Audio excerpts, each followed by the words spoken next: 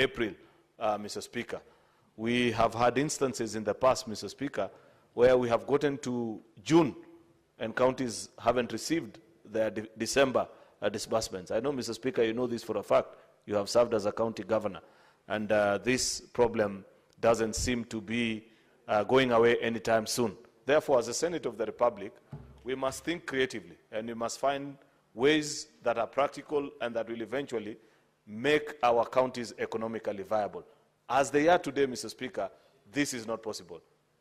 Look at what we are passing in this disbursement schedule, Mr. Speaker. We are passing additional resources, 2.9 billion shillings for the KIPES. And Senator Roba, you must convince us that in the next division of revenue, or actually when you do county government, CARA, eventually, Senator, that those counties that are yet to receive the counter-matching funds for KIPES, Mr. Speaker, will be considered.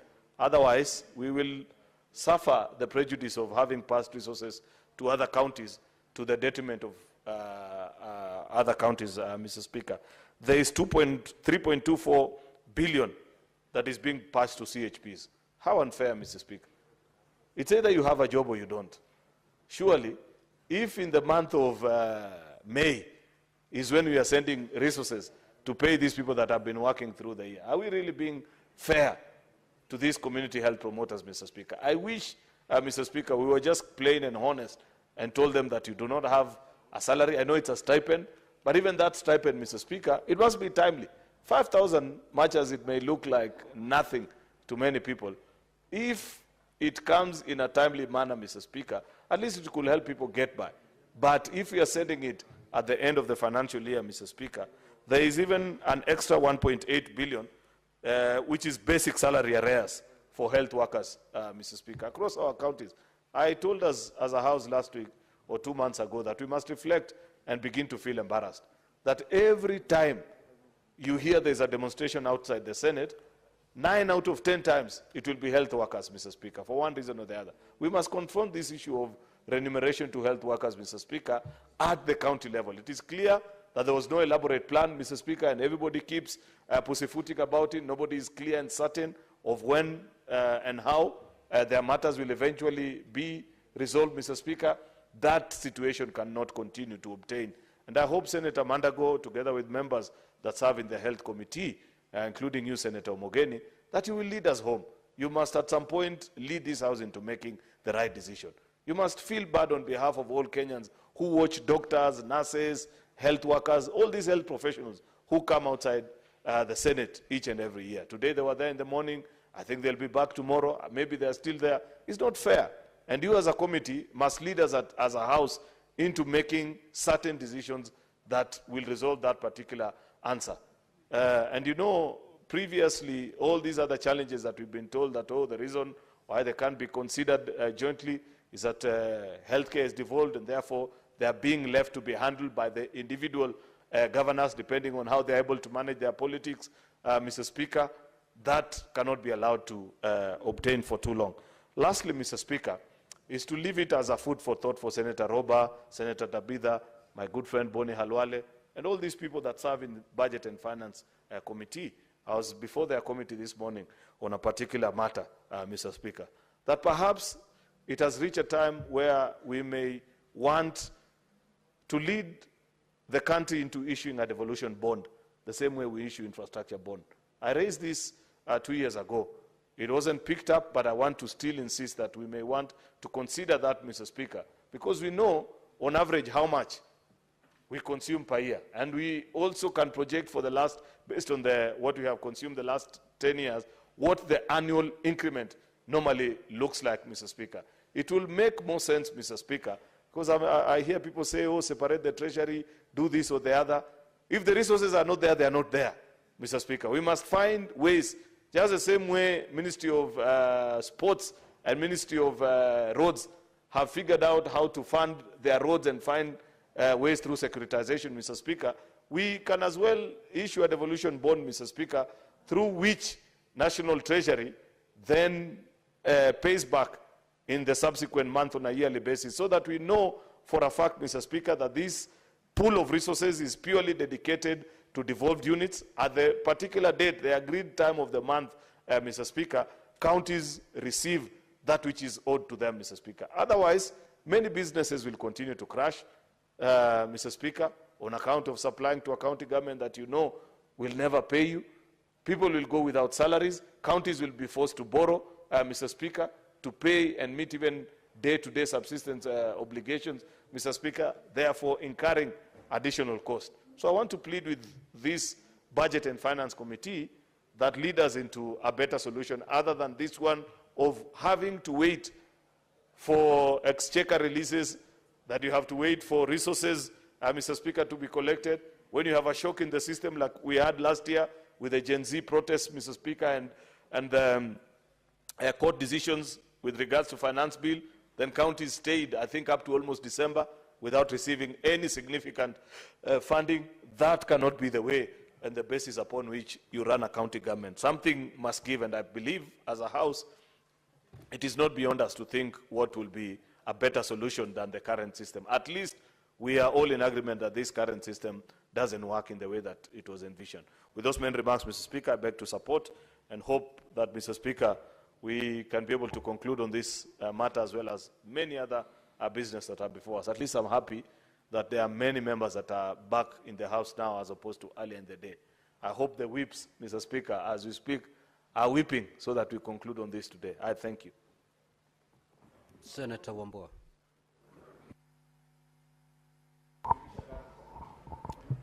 I thank the Speaker.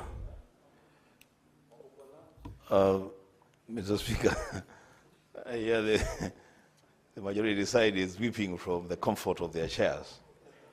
Mr. Speaker, I rise in support of the disbursement schedule. And I want to make a few comments on it, Mr. Speaker. One, looking at the first schedule, I associate myself fully with the comments by the majority leader.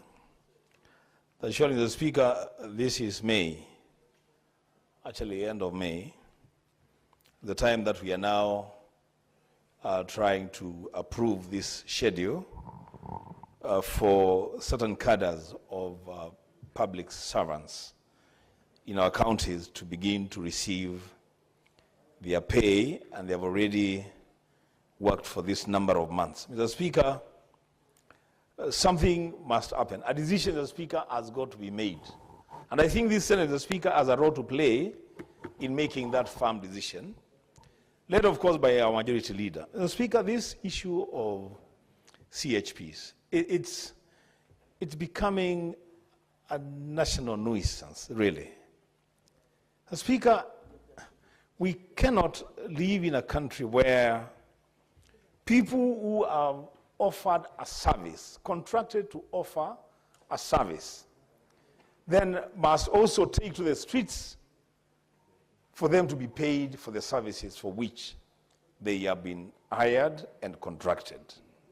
A solution, Mr. Speaker, to the CHPs must be found.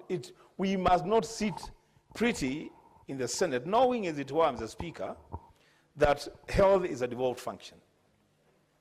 I think, Mr. Speaker, I would want to challenge the Senate Committee on Health, led by Senator Madago.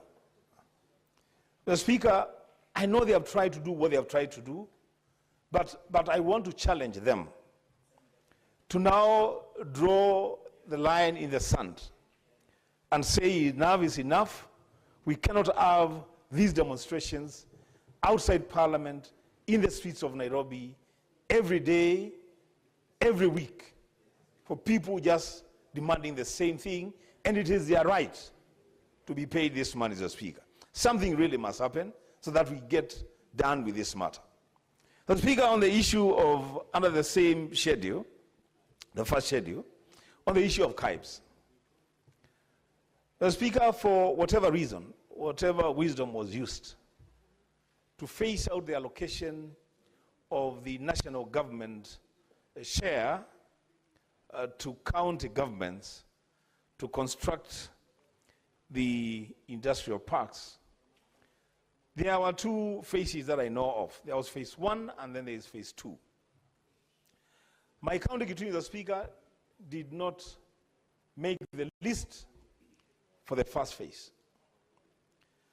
But the Speaker, because of a desire to create jobs and push forward the manufacturing agenda in our county, the county executive of Kitui approached the county assembly of Kitui and they approved the share of the county government of 250 million Kenya shillings for the construction of CAIB at a place called Kanyonyo, the Speaker, in Kitui Rural constituency. The last time I checked, that construction had been done up to around 40%. But the Speaker, there are counties that have already received the government share of CAIB. And they haven't even done 5% of those constructions. So my appeal to the decision makers and policy makers in relation to CAIB is that those counties that have demonstrated a willingness and even committed their funds for the construction of these CAIBs be fast-tracked and get their share of the government funding to complete their CAIBs. So Speaker, when you look at the schedule for Kitui, it is blank all through. That the entirety of this financial year will not receive a cent from the government share. And yet we have committed our own resources for the construction of the CAIB at Kanyonyo. And as I said, this is a non-discriminatory expenditure where the county government of Kitui and all other county governments have no discretion. It's a decision that has been taken at the national level that they should be constructed, Mr. Speaker. The least that we can do is to match the amounts of money that counties have spent on these CAIBs to ensure completion and utilization of the facilities. Secondly, Mr. Speaker, the second schedule is on the issue of court fines. Mr. Speaker, I don't know whether this interpretation is right, and Senator Roba will have to help me with this. I don't know whether there's a correlation between the level of crime in a county and the amount of money that is allocated to these counties as part of the share from court fines. And if there is a correlation, Mr. Speaker, then I must thank the people of Kitui profusely, Mr. Speaker. Because for the entire financial year, the only money accruing from court fines is only 100,000 Kenya shillings. I'm sure Senator Kakamega is wondering which heaven this is. I mean, this is, if there is a correlation then between crime and the amount of money that accrues from court fines, then the people of Kitui County are doing extremely, extremely well. Can't compare them with people from other counties that I want to mention. But the Speaker, this money being what it is, because it is very, very little money. The Speaker, some of this money, because it's already accrued, it's already realized revenue. I don't see why we should even be staggering this amount of money, the Speaker, through the committee. Money is as little as this, will just be disbursed once, so that then it's already realized revenue. It's not money that people will be looking for. It's money that they have contributed to the exchequer. If they can just get this money and do with it as is the right way to deal with it. The Speaker, with those many remarks, I support the schedule. I thank you. Now, before I allow more comments on this motion, allow me to make this communication.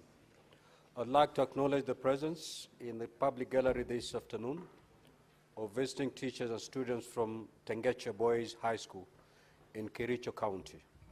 The delegation comprises 3 teachers and 57 students who are in the Senate for a one-day academic exposition.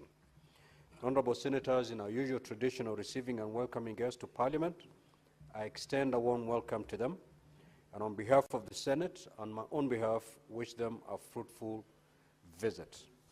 Also, I'd like to acknowledge the presence in the Speaker's Gallery this afternoon, a visiting delegation of legal officers from the Parliament of Ghana, who are undertaking a benchmarking visit in collaboration with the legal officers in the Directorate of Legal Services in the Senate.